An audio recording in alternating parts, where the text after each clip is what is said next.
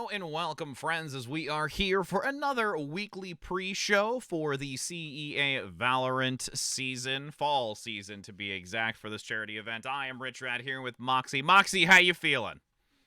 I'm feeling good. I mean, actually, Rich asked me again in what, 3 weeks after this one, which is when we Right? get Icebox, and fingers crossed, Sky alongside as well. I can't wait for that map to come through. It's not just because it's my map that has the highest win percentage right now, but also because there are some really cool strategies that you can set up both on your attack and your defense Hmm. with the massive range that you get to plant that spike.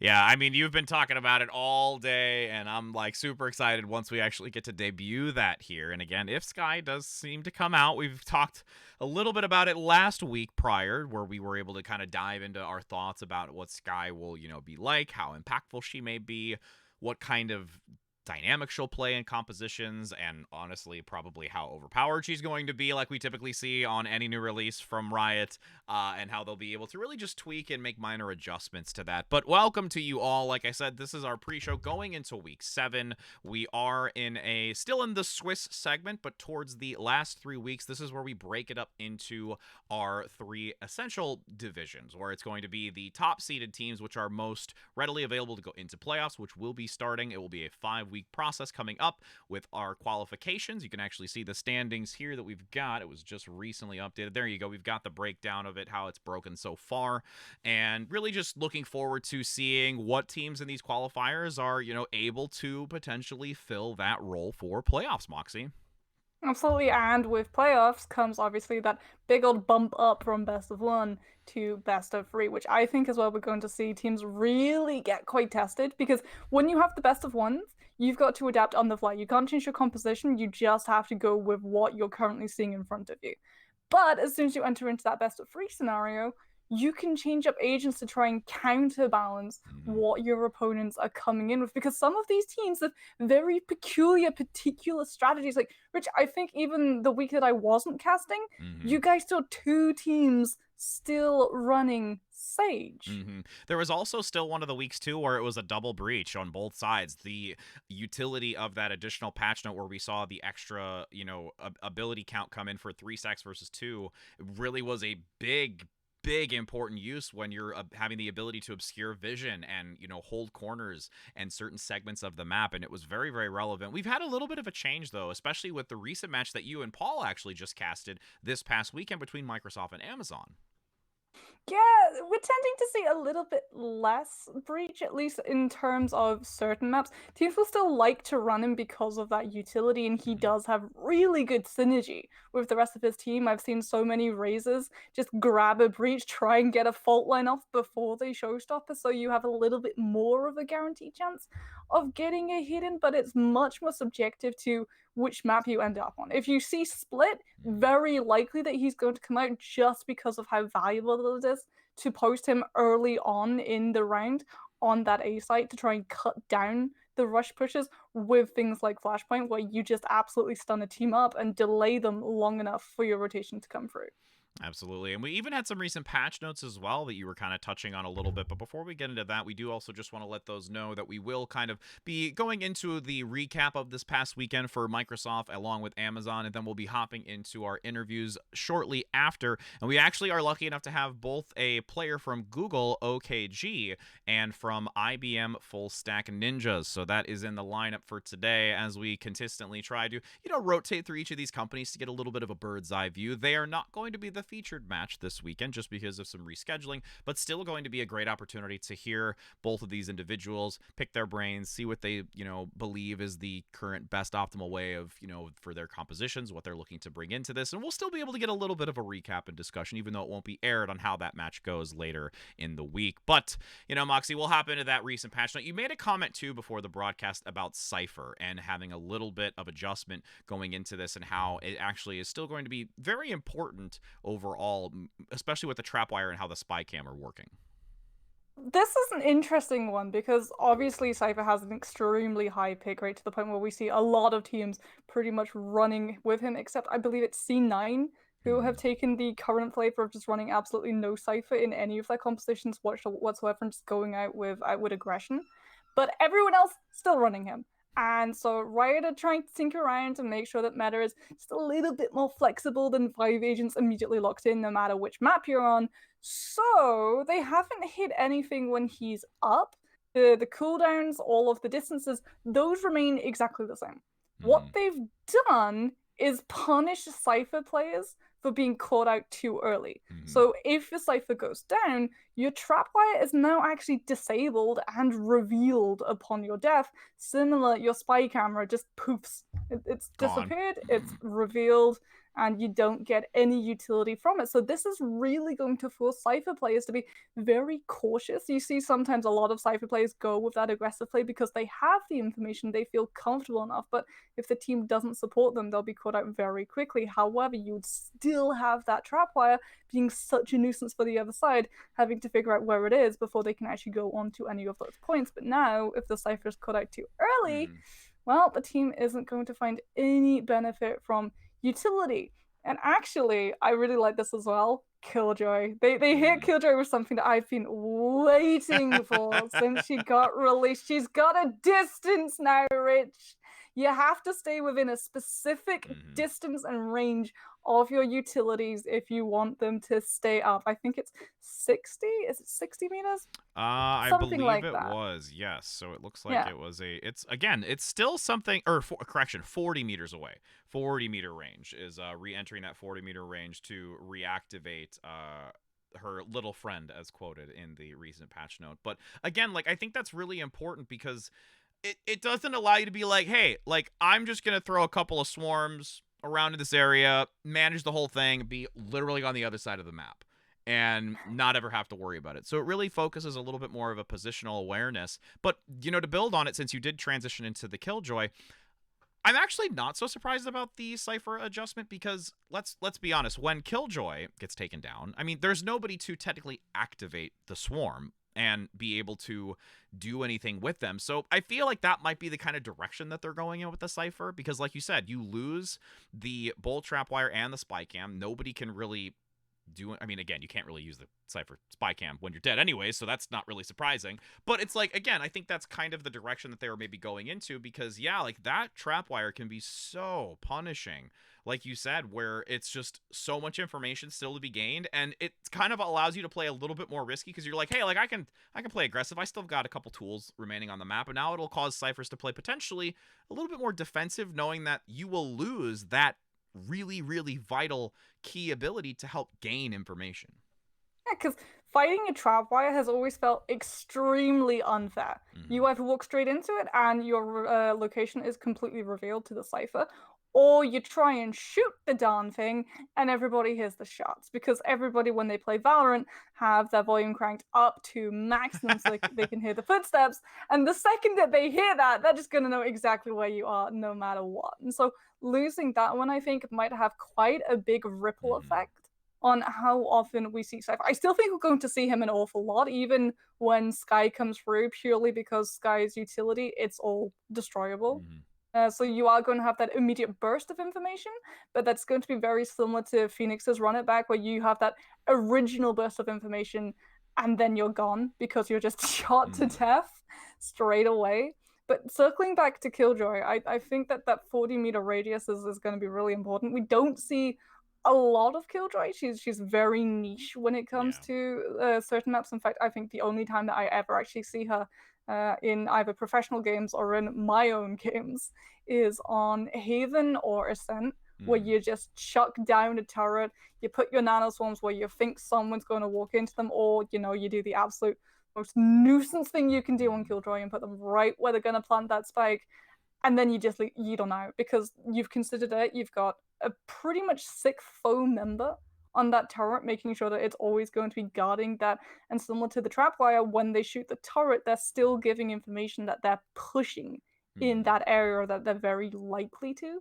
So it's definitely going to have a bigger impact, I think, to Killjoy wise than to the Cypher wise. And we just get to see a little bit of Killjoy last week. Yeah, I was And I just gonna think we touch on wouldn't that have too. seen that Killjoy last week if these changes had actually come through then, because the Killjoy we saw last week, pretty much every single round of their defense on Haven just chucked down every single utility on point C and then just walked away. Basically, just leaving the whole point unattended to. And honestly, if the Killjoy did stay present, it made it even more challenging. Like I said, we've got a couple of snips that we're going to look at in just a moment, but I'm at least looking forward to Killjoy getting these types of adjustments because I really thoroughly enjoy Killjoy, so that's like a little personal benefit to my gameplay coming up in this near future. I'd still like to see some Sage buffs for you. I can only hope and pray. I'm not a Sage main anymore. I You're know gonna you're be not. I know really you happy made a to comment about know. that. You made a comment. Yes, we were hearing about your Sova play, getting 3 ultimates in a nice round here. So I'm pretty sure that there are some individuals that are tuning in, or some other players on these corporate teams that are now rooting for you because you finally diverted away from the Sage to go on the Sova. So that's a boon in the grand scale of this. But let's take a look at what we had just this past weekend. We'll go into the first segment, which is something that you really wanted to see outright, which was some Reyna play. This was a really great segment earlier in the match when you had Alexa rush B. First of all, who we talked about in the interview last week, was very a little bit more casual about their play. And we'll have this on repeat so we can talk a little bit further about it here so we can see the segment because it's such a great segment. But yeah, like you and I both agreed that we were not expecting, I think, the level of gameplay from Alexa rush B for how calm they were in the interview.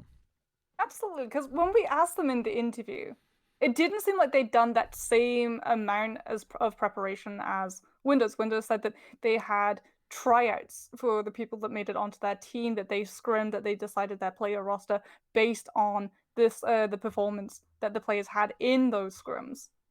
Alexa Rush B were a little bit more laid back. We know that they did try to get practice in, but obviously everyone's very busy, especially with the state of the current world. But you could not tell. Mechanically, both of these guys were pretty neck and neck. And it was some really nice plays, actually, that we're going to get to see from Revenge, this defensive Reyna, who I love to see this. When Reynas go aggressive, they try and lean into the fact that they have that little bit of a window that other players don't, using that dark cover to just keep window turns on their feet, knocking into the corner, then using that fade ability with the Phantom to get back through the team and keep a hold of the spike, even going back into the fight to get another person. And yes, you do go down, but you've also absolutely eradicated so many members of Window 10's team before they even got a chance to try and equalize. So their upbeat meters haven't been charged. I mean, it was a really slow play here towards the end of it for the remaining spike, and you can even see some of the Killjoy turret placement. But yeah, there was actually a lot of very significant play coming out from these individuals, and really both of the interviews that we had last week from the captains, they hit the nail on the head for who they said that we should be looking out for. Gandhi was a significant play here. Revenge was another one. We even had a couple others, like we said, following short. Brainless was a unbelievable Killjoy that we actually have more to talk about again a little bit later after this clip, which we'll actually rotate into in just a moment. We've got Windows, though, now, which, again, Amazon Rush B here played very dominantly. We're going to see the final few moments, again, really coordinating themselves, shutting down Windows 10s, and taking this lead. Again, it was going to be a 6 versus 1, where the casual team was really dominating. But throughout this match, from start to finish, it was a very significantly different story when it came to adaptation. And this next segment is what we're going to look at. This was a very clean adjustment by Windows to start turning some of these fights back in their favor. Absolutely, because look at how aggressive this defense is going. Everything is falling into Amazon's hands right now. They think they're purely in control of this. But Windows 10s, keep your eye on the minimap. In particular, keep your eye on Human. What this Phoenix does, this was another guy that we got told to watch out for. Wraps around A sewers and then wraps around the entire rest of the team. So now Windows 10's just completely turn around with the operator, pressure all the members of Amazon to walk back into A long, and Human is just waiting to greet them, having just popped out from sewers. And you can see it too, right? And we're going to replay this one more time here. So we've got that early vision. You've got the smoke coming out by Omen. All 5 members of Windows 10 are just completely pushing down A long. And the fact that Alexa Rush B are just hard saying, all right, hold on a second, we're just going to try and flank them. We're going to take the advantage. But being able to recognize this type of full stack of 5 towards that middle section was just so responsive. And we saw this continue, like I said, to adapt throughout the day. And it really came to some late scrappy fights as well, especially once we had the side swap. This was a really, really great play over by C when the gap between points really started to close. And over by the C segment, Windows 10s was really able to, on this defensive side, start taking hold of this match.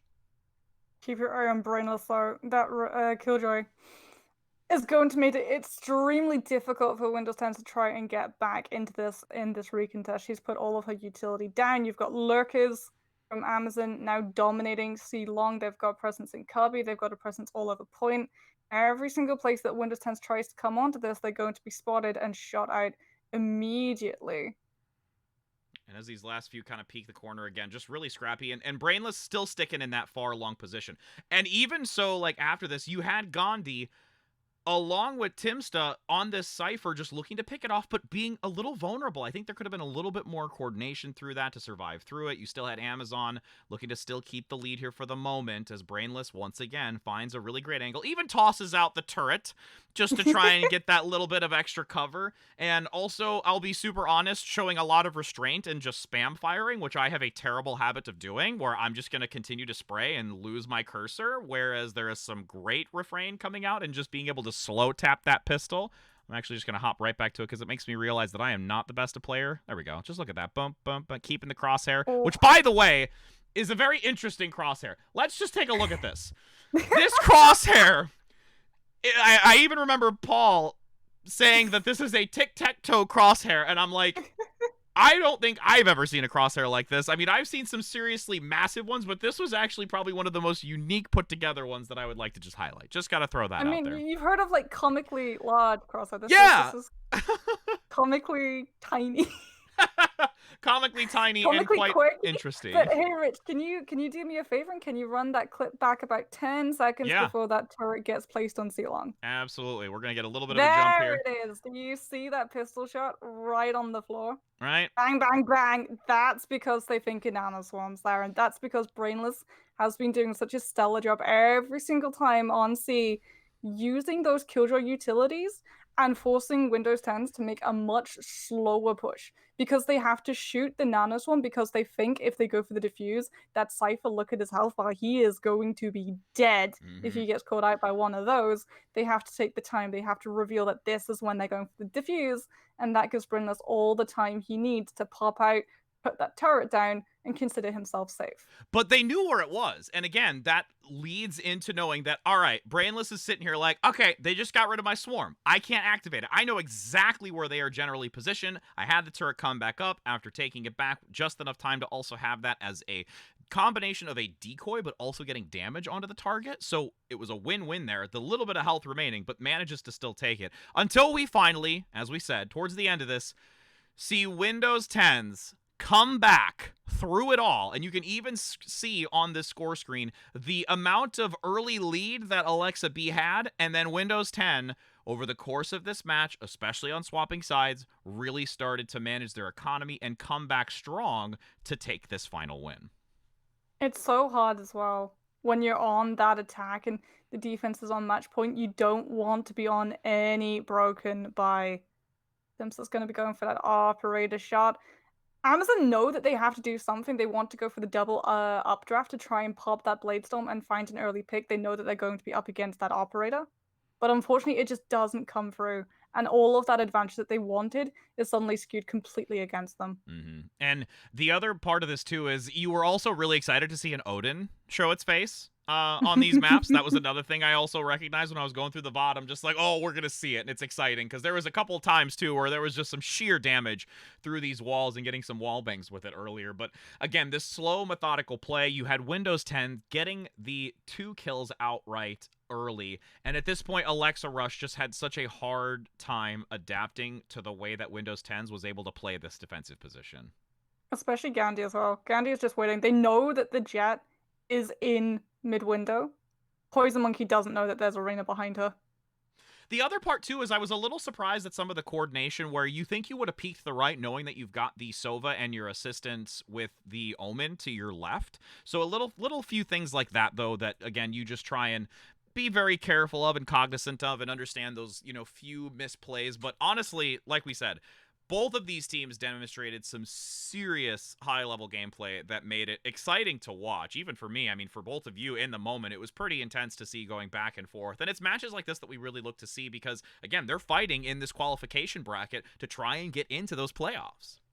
And I mean, talking of like team coordination and communication, that was why the Jet didn't necessarily check where the Reyna was. They knew that there was a presence up in Garage because the Phoenix had been making so much noise. They were the decoy, they were the target, they were all the safety and protection that Human, or rather their Reyna, needed to just keep yourself alive and just bait out that Jet. And we see it a lot of the times, you know, it's a genuine strategy where you sacrifice someone on your side so that you can actually get that pick coming through. I see it all of the time in my games where you're managing to get someone out. You think you can go up, trade up, upgrade your weapon if you're on an eco push, and surprise, 3 people are just ready and waiting and ambushing you on the other side. And it's never a pretty time, but especially not when it's on match point, because that blade storm was important. They knew how important that blade storm was, and that was why we really saw them lean on getting that Jet out of the way. And speaking of surprise, what we were not surprised to see is this standard defense. This will be our last review before heading into those interviews, so we appreciate your patience as we are getting those two ready for this next couple of minutes. But it's the Killjoy. It's the highlight Killjoy moment where this setup, again, is just concrete right now. This setup, walking into this setup on C long when you're up against the setup, it's that exact same pain as stepping on a piece of Lego. Because you know it's going to be that. You know it's going to be that relatively around your floor, that it will be C long, that the Killjoy will be stacking on. Oh my goodness, But you're still gonna step on it. I don't think I could ever I actually feel like I felt it in my foot as you said that. Like the visual to actual feeling in my brain right now was so real that for those that are tuning in, I think we've all been there. And if it hasn't been a Lego, it's something. Or if it's the really I'm gonna totally throw this out there. It's like if you've got a cat or a dog and like you kind of step into like the little hairball or like a little vomit thing. It's that moment. It may not be painful, but it's that it's the same thing. It's just that same. It's that same feeling. Doesn't matter. It's still relatable. One is pain. One is gross. It's okay. I went there. It's awful as well because even if you manage to take the Killjoy out, you have to commit so much and you risk so much to get a deployable, because that's what the turret is. It's not a player. It's a deployable, but it's going to give you all of the same amount of information as a Cypher camera. The only thing it doesn't do is tell you how many people. And I mean, again, we're looking forward to seeing how that Killjoy patch note is going to change this play even further, since, again, you said this is the one map that we really see the Killjoy on. With those adjustments, we might be able to see it a lot more in the near future, among many other changes that we hope to have come sooner than later, especially with you in Icebox and Sky. But before we go any further, like I said, we're going to take a quick break so we can get our interviewers in. The first one we are starting with is Google OKG, which we'll have being able to talk on their behalf. Following that will be our lovely full stack ninjas from Microsoft, so don't go anywhere as we're about to pick their brain to find out all the information they've got going into this weekend.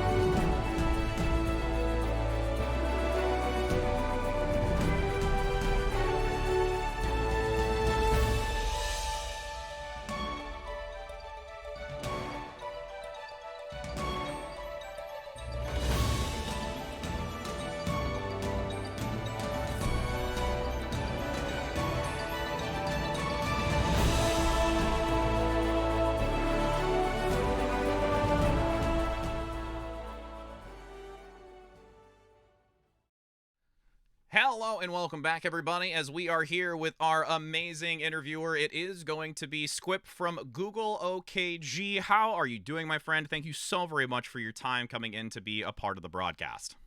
It's great to be here. Thanks for having me. This is my first event with CEA, so I've been having a blast with it. Awesome. Well, we're going to start off right away. Tell us about yourself, about, your involvement with your company, and also how you kind of, joined as a player for Valorant. Sure, yeah. So my name is Squip. I have been with Google for about 2 years, and right now I'm a software engineer on a team that fights fraud. As far Oh, as wow. Valorant goes, I saw a link in like the internal Valorant group that was basically just a massive spreadsheet of people signing up to find people to play with, as well as find teammates for this event. So that's how I got into Valorant at Google. But as far as Valorant first, just myself, my sister, just started playing Oh, basically right nice. on release. I played a little bit in beta, but yeah, myself, my sister, and some other friends just started playing a bunch, and then joined the Google group. So is Valorant your first-person shooter, or have you had a history in things like CS:GO or even Overwatch? Uh, yeah, so Valorant's my first tac shooter, but I played a good amount of Overwatch starting back in beta. So I joined there's like an internal Google tournament for Overwatch, and that kind of got me into the sort of like organized team esports, and that's kind of hooked me. So yeah, I want to do the same for Valorant. So how has the transition been from, because again, you've been playing Overwatch since beta, and that's a long time ago, I think, for all of us to remember that. How has your transition from playing more of that type of first person shooter to this shooter, and what have you done to kind of acclimate?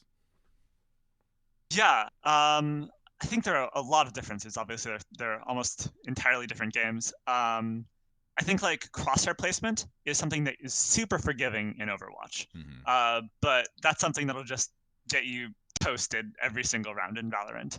And I think that sort of translates back, but it's not something you learn from playing Overwatch, I don't think. Um, so a lot of the core mechanics, crosshair placement, using cover better, things that you can really get away with, at least in medium to higher elos in Overwatch, you just can't get away with in Valorant. So learning that higher discipline around using cover, crosshair placement, a lot of that has been a pretty steep learning curve for me. Okay.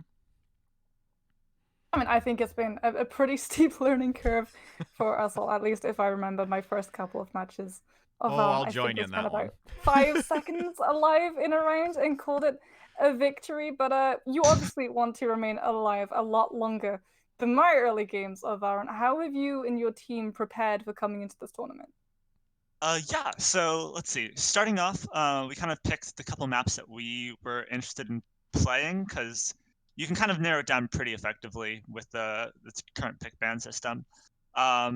We sort of prepped, just like got into a custom, prepped a couple like pushes, figuring out like where we generally want to hold for the maps that we want to play, both defensively and offensively.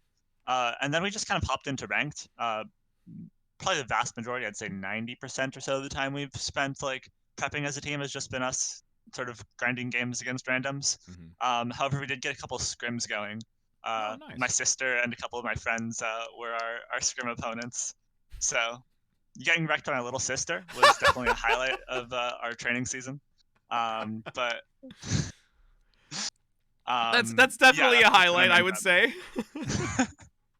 prep.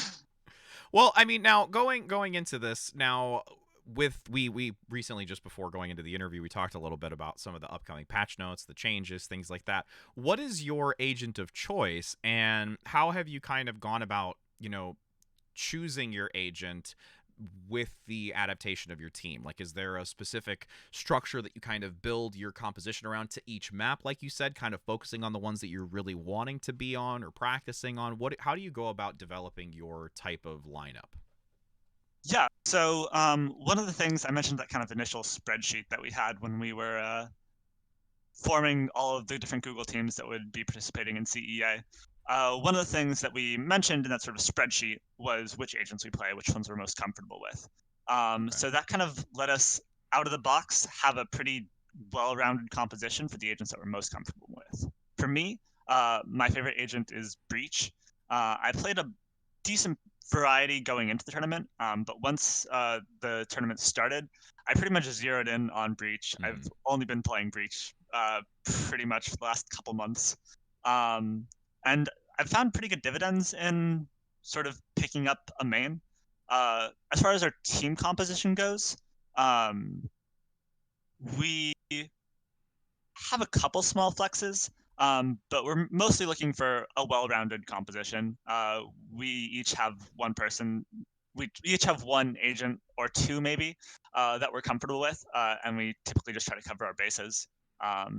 Typically, like controller and Omen, a duelist and Jet, and then we'll flex a little bit on which Sentinel we like to go with. But I'd say our comp is mostly based on our comfort picks rather than the map. Okay. So does that mean that we're going to see the same team composition coming out on something like, say, Haven then to when Icebox, which fingers crossed is going to be in the tournament in a couple of weeks? I'm always going to ask about it, Rich. I love I that know. map. I always want to know what teams think about it. So are you asking about like compositions or my opinion on Icebox? So are we going to see the same team composition that you guys run on other maps come into Icebox, or is it going to have a completely different team composition based around its mechanic? We haven't gotten much chance to prep on Icebox. We've done a couple of our scrims on Icebox, but we sort of felt like our composition wasn't quite doing it for us on Icebox. So we do expect to have to mix it up a little bit. And right now, we're sort of thinking about some reworks. Last week, we had a bit of trouble with teams that play sort of conservatively, deny a lot of intel. And so we're looking to potentially change to agents that can do a better job at getting defensive information. So looking to maybe pick up a cipher. And I think that'll be pretty valuable on Icebox, where there are so many ways you can enter a site. So yes, we have some considerations, but nothing we're locked into yet. Okay. Now, I know that you mentioned that you are a more of a Breach player presently. Would you, and you can include yourself in this, you can. Of your team, who do you feel is the person to kind of keep an eye out on, or someone that we should maybe, you know, be focusing for, at least when we hear, because again, I know we didn't get a chance to have you featured here, but who are the couple names that you'd shout out to kind of give props to, at least when you're going into this match, and, you know, be like, hey, like, this is where there might be some really great moments moving forward? Sure, yeah. Let's see. I would probably give a shout out to on offense, I'd say Champ. He primarily plays our Jet, and is often, you know, the first one into sites, getting those entry frags. And then defensively, I would probably call out Abyss on often Omen. He's just often in like sneaking into the right spots, catching good flanks, and has been performing really well in the last couple of games. Okay. Again, I mean, I know we don't get a chance to see it this weekend, but still, you got to put those names out there, and now they're going to be like, all right, I got some heat on my shoulders going into this match. You're putting them under the spotlight to to perform. So with that, you know, being said, we do appreciate your time. Are there any other, you know, shout outs to like friends or things like that that you'd want to have be involved in the broadcast, or come tune in, or have them go back and take a look at this, and, you know, anything that you would just like to, you know, leave on the table before we have to depart for the day? I'll give a shout out to Chris, my partner, who actually showed me the like CEA entry like form and spreadsheet. So without them, I probably wouldn't be here. And we've been playing a bunch of games together and having a good time. And of course, my sister, who has been a great scrim opponent and teammate. But yeah, I'd say that's all. It's okay. Now you're gonna have to have your sister come work for Google, and then you're gonna have her be on your team. So then you can just have like a family gathering and be just like, all right, we're gonna crush it as a family and as a company, and we're just gonna sweep the whole team. Yeah, we're working on that. She's a software engineer as well. She's doing some pretty cool robotic stuff right now. Oh, but She actually, when I worked at a different startup, she was an intern there. Oh, okay. So we actually got a little bit of time working on the same team for a couple months, Well, and there that was a you good go. time. Gotta weasel it in. So now is a lot of, because I know you touched a little bit about how you found each other. So are all of, because again, there's multiple teams from Google. Are a lot of the players that you're working with in different sectors, or are they kind of still in that same role with your like security network? No, yeah, I think we have people from all sorts of roles at Google. I know we have some people who are like software engineers, some people who work like in databases, as well as like in the sort of data centers themselves, more of like a physical engineering side. So yeah, quite a bit of variety. A lot of analytics. It was a pretty open call. A lot of analytical thinkers, Moxie. That's definitely going to play, I think, a little bit into this as well when you're talking about information. Absolutely. I mean, I'm looking forward to this. This sounds like a colorcaster's absolute dream. Although I did catch that you mentioned that you might have to mix things up on Icebox with putting a Cypher in the mix. Does that mean that your team doesn't normally run Cypher? Oh, we actually haven't been. I know that's, a sort of must pick at the higher competitive levels. We found a bit more success with Killjoy than Cypher, but we have tried out Cypher, and we are experimenting with it a bit. But Killjoy has been our sentinel of choice, and we sort of leaned towards more offensive comps. Well, to put your mind at ease, you should know that there are actually a couple of higher level teams that are running the exact same thing. No Cypher, but a Killjoy instead. In fact, Cloud9 Blue is currently running that in the First Strike tournament, and to the best of my knowledge, still very much in it. Yeah, I think we were watching a game yesterday, maybe the day before, and TSM was actually running pretty much the exact comp we've been going with this tournament. So that was a little bit of validation. Vindication. There you go. I mean, that's got to be a great feeling. You're watching, and you're like, "Yeah, see that right there? Yeah, we were running that comp. Yeah, we were doing that. They stole it from us." Well, we do greatly appreciate your time. It has been an absolute joy. We really, really do send a ton of positive energy to you. And one last final thing I gotta ask. So, OKG, is it what's the frame of mind behind the name of the team? Is it just OK Google? It's OK Google. Okay, yeah. I was right. Because we're all basically exactly middle of the pack elo wise, so it's fitting. Okay, Google.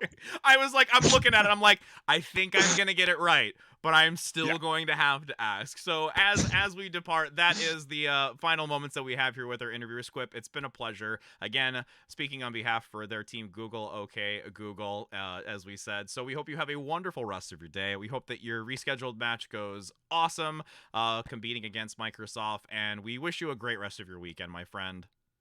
Thank you guys so much for having me, and thanks for running this tournament. Absolutely. And again, for those that are tuning in, we'll be right back. We're going to get the other half of the interview started here in just a moment with our lovely Pink coming from Microsoft, Full Stacked Ninjas, where they're going to be able to get some, I was going to try and go with some Kung Fu action, but I don't know if that statement's going to work, so we're just going to leave that alone. But we'll be back in just a moment.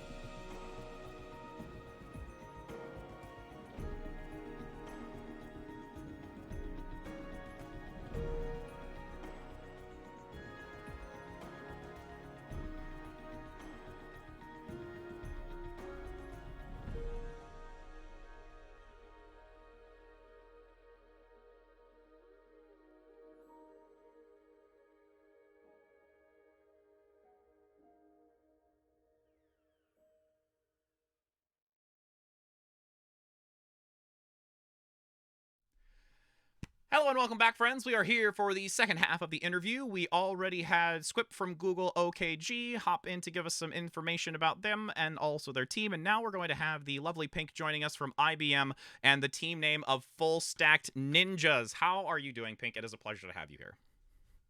Excited to be here with you. I'm very excited for this invitation. Absolutely. And now we do just want to start off. We had this, early question come out to Squip. Tell us about yourself, your involvement in Valorant, your prior history, if there is any in Valorant, and, just about, yourself, really. Sure. I started playing video games very young, and this is part of my life. I guess it's a lifestyle for me. And playing video games got me to tech. And that's how I joined IBM and started meeting the guys in Valorant. Um, I work today for communications in Latin America, Okay. leading 3 business units. Very excited to have the opportunity to mix some of my passions, technology, communications, and video games. Awesome. So, how have you and your team prepared for coming into this tournament? Well, we've been playing together, trying different compositions. We've been also checking new strats, different strats. We usually use Strat to plan our moves. We have been very excited to being able to try different things, learn the abilities, the characters, and kind of go with it, like planning and learning as we advance. Awesome. Well, now with prepping and kind of the things that you're looking to focus on for this type of tournament, have you or any of your other teammates really been in a competitive environment to this level before, or has it really kind of been more of like a casual play? Well, there are guys in our team, Scott and Boston and Earl, who have been playing League of Legends competitively. Oh wow. Also, Freddie plays Counter Strike. I've been playing Counter Strike competitive as well. So we kind of got different backgrounds, but we have this passion for games, and I think that's what makes our team work so good.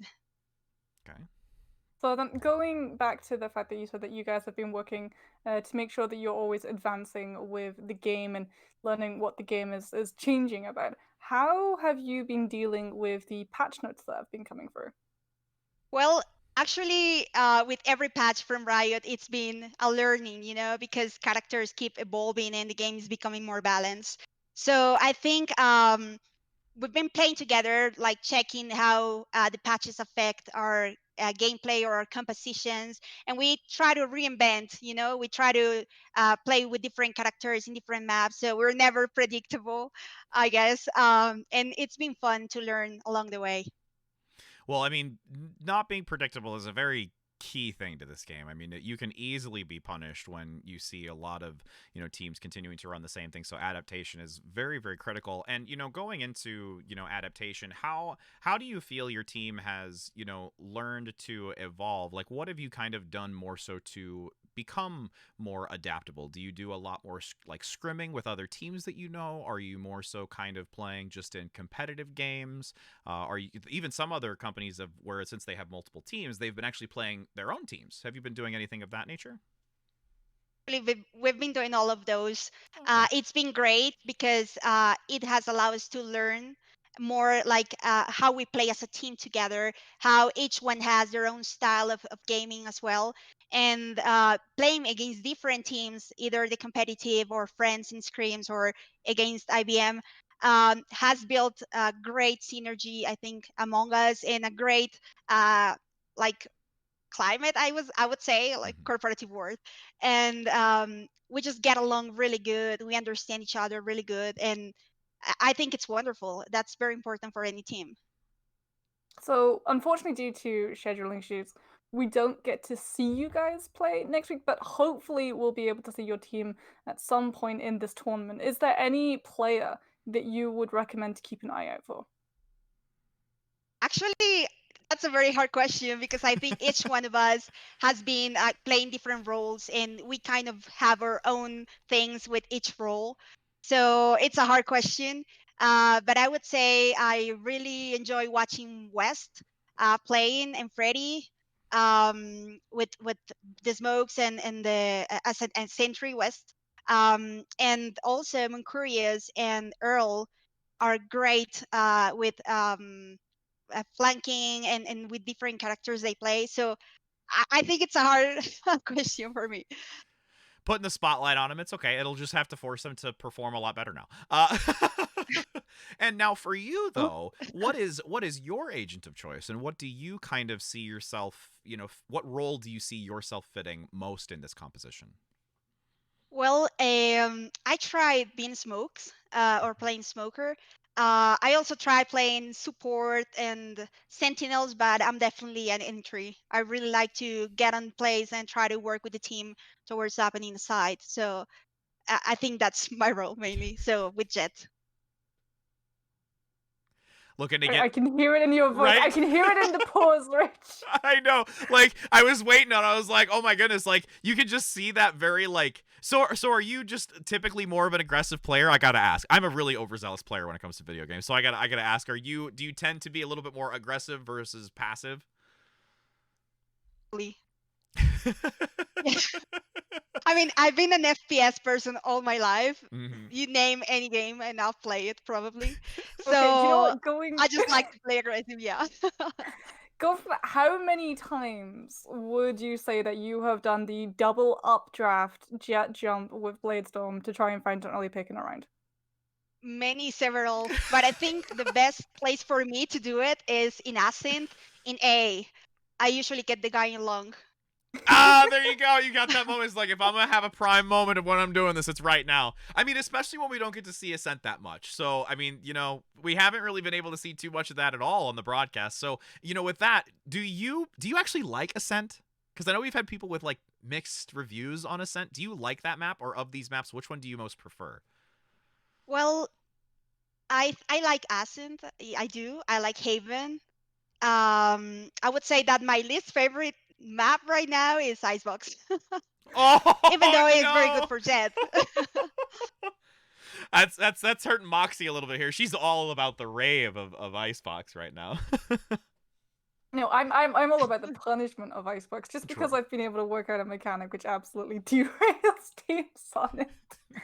Which I'm sure in competitive and team-based communications play is not going to be as impactful. But for me and my personal victories, it's nice. It's nice to be able to be smug about my kill to death ratio for once. Well, now with that being said, then, so with Icebox being a possibility moving forward, Pink, do you feel that that's something that you are going to have to start really working on in the future, and how you're going to adapt to it, or is that kind of one of those maps that you're like, we just want to stay away from? Well, I guess my answer would be I don't want it. Well, but the team, of course, we gotta compete together and we gotta learn it and play it the best we can. So of course we're gonna try new strats, new compositions to see what works best, especially with Sky coming in the future. Yeah. So yeah, we'll see. We have, of course, to learn it and to play together. See, does that mean that like we've heard you say you like Ascent and Haven and that you detest Icebox? What are the opinions of the team on Bind and Split? Because Bind is the map that we tend to hear people immediately praise the absolute rafters, and Split is the one that tends to be towards the lower tier. We're fans of Bind. I can tell you that. We really like that map. And a Split is okay for us. We think it's a good map too. Okay. Well, with us having the time with you today, we do greatly appreciate you being able to just spend a little bit of it with us. And is there anyone that you'd just like to kind of shout out to, or anything, positive you'd like to send either to your teammates or those that might be tuning in and watching and showing support right now for you? Oh, Scott. Scott is our captain and he's awesome. He's been able to organize and be with us, support us, and bring such good ideas for the team. So I would say Scott, definitely. Awesome. Well, again, we do greatly appreciate your time, Pink, and I know we didn't have the opportunity of seeing it live on stream, but we do still send you a lot of positive energy going into this to compete against Google over the course of this weekend, and we're really hyped to see how that ends up turning out, who will be able to claim victory, and there's still an opportunity in the future, though, moving through this, because again, you're in that qualification stage of where you can potentially be in that playoff, so we're rooting for all that can potentially move forward in this, and truly appreciate your time, and do hope that you have a wonderful rest of your day.